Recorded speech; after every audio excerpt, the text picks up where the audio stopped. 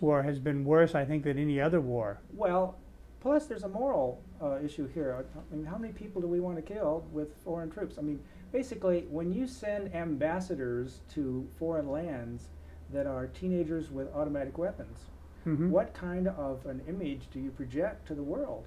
You know, and not only that, but when our ambassadors, namely our troops, get attacked, they indiscriminately respond. And I don't blame them. I mean, maybe I would do the same thing. They're very angry. They've had their buddies killed, and they start shooting at people. But the people they're shooting at don't like it. And the situation is such that it's very unnecessary. It's very counterproductive. We should get these people home. Yeah, and the Al-Qaeda is also increasing its numbers. They've done very well with this war. This has been the greatest propaganda coup that they've ever had. They can point at anything we're doing and say, look, see, we're right about them. Sure. We're right, and they are evil, and we should go and kill as many of them as we can. Well, it seems to me that when we attacked Iraq, Al-Qaeda must have been jumping for joy. Osama bin Laden in his cave somewhere must have been having a round and celebrating, because that surely was the best thing that we could have ever done from the point of view of Al-Qaeda. We then presented ourselves as aggressors and anti-Muslim, and that's just what they wanted. But shouldn't, I'm going to respond, is the devil's advocate, of course, but shouldn't we do something? I mean, well, we were doing something. We had gone into Afghanistan. We were chasing Osama bin Laden and the Al-Qaeda gang around through the mountains there. We had done plenty. Iraq had nothing to do with Al-Qaeda or war on terror or anything. Keep in mind that President Clinton, when he met with to-be President Bush at the time of the trade, they compared their notes, the top 10 on their agenda. Clinton had removal of Saddam Hussein as the #2 item out of 2 out of the 10 top. President-elect Bush expressed surprise at that because removal of Saddam was his #1 priority. So this is a cross-party goal.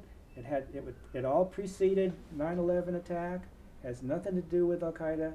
They went in and they removed Saddam because they thought it was best for the world.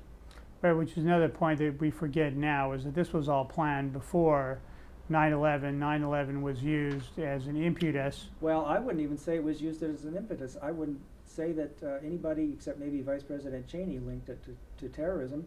They went in and they took down Saddam because of specific expressed strategic goals, which were that Saddam was a danger to the region, that he was irresponsible, he had a large, powerful military, he had possible developing of weapons of mass destruction. We had to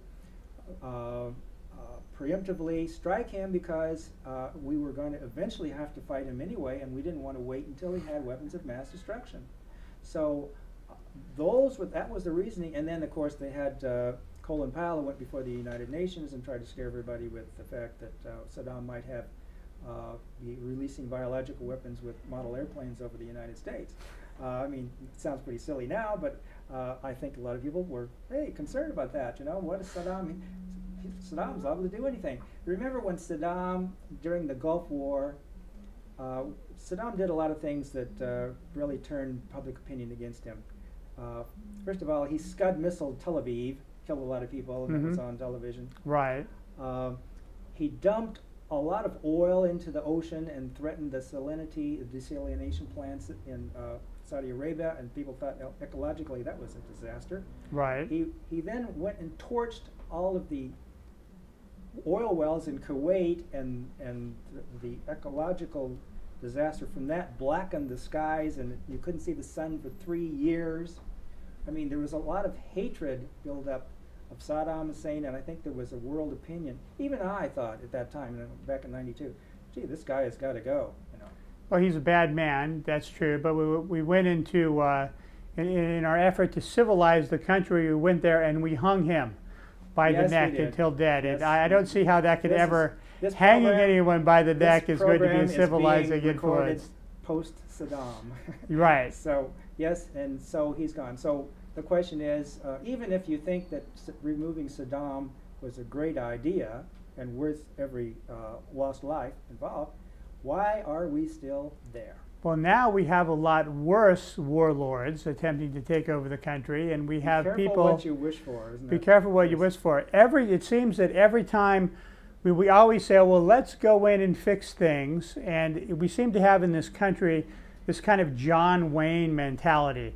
That I can take my gun and I can go in and fix the problem, and then the credits are going to roll, and everything's going to be fine. But it never works out that way. For instance, we wanted to have democracy also in Palestine, and we spent 30 years and endless billions of dollars in aid to the Palestinian, various Palestinian governments with influence over there, and the Palestinian people. And we did end up with democracy there, but they elected a terrorist organization that had a goal of destroying the United States and Israel. So again, watch what you're looking for. I mean, we wanted democracy in Palestine, we got it, and then it totally backfired against us. We went into Iraq, we said we're going to stabilize the region by getting rid of the evil dictator. Yes, that didn't work out, did it? And that didn't work out either, which is the basic libertarian idea that government doesn't work, that you can't fix it, that you may have good intentions, but using force is not going to work. Yes. I never felt that removing Saddam was a good idea when they actually were talking about it in '02. Mm-hmm. Right at the end of the Gulf War, I must admit that I thought Saddam had gone too far and something should be done. But by the time '02 came around and it was being talked about that we should invade Iraq, the reasons given were, like we said just a minute ago, that Saddam was a threat to the region. Well, if you polled the countries around there, Jordan, Turkey, Saudi Arabia, none of those countries thought he was a threat to them. He didn't seem to be a threat to anybody in the region. And as a matter of fact, we had to bribe Turkey with billions of dollars in aid to get them to even be neutral. So, I mean, the whole thing was, politically very shaky and should have rung alarm bells in the minds of more people than it did. And the Democrats and the Republicans both went along with this, which fits into their mentality that government action is going to work, government action is going to fix things. The hypocrisy of the Democrats is overwhelming because they voted overwhelmingly to authorize President Bush what they call the War Powers Act. And now they're saying, oh, well, if we'd known that he's actually going to use these war powers, we never would have voted them in. I mean, that's very Hillary-esque. They're trying to have it both ways, but they bear some responsibility. I would just like to say that it's not a Republican-Democrat issue, like what I said before. The Democrats wanted to remove Saddam just as much as the Republicans did, and if Gore had been elected instead of Bush, I believe we probably would have ended up in a war there as well. And all these Democrats that blame it all on Bush, they're way off. Mm-hmm. The reason that we were able to invade Iraq after 9/11 was that the public wanted somebody to kick around. They wanted to go out and hit somebody, preferably some Arabs, and so the public was tolerant of that kind of an invasion. Before 9/11/01, they would not have been that tolerant. They would not have stood for it. We're going to teach them a lesson. We're going to teach somebody a lesson. There was a country song about putting boots somewhere, and this right. thing sort of, that was kind of a cultural thing that came up. But we have to understand that these people are a small minority. The people that attacked us on 9/11 are a small minority of... well, there wasn't anybody from Iraq who attacked us. I mean, and nobody's claiming that there was a connection. I'm just saying that the public will was there, whereas it wouldn't have been before 9/11.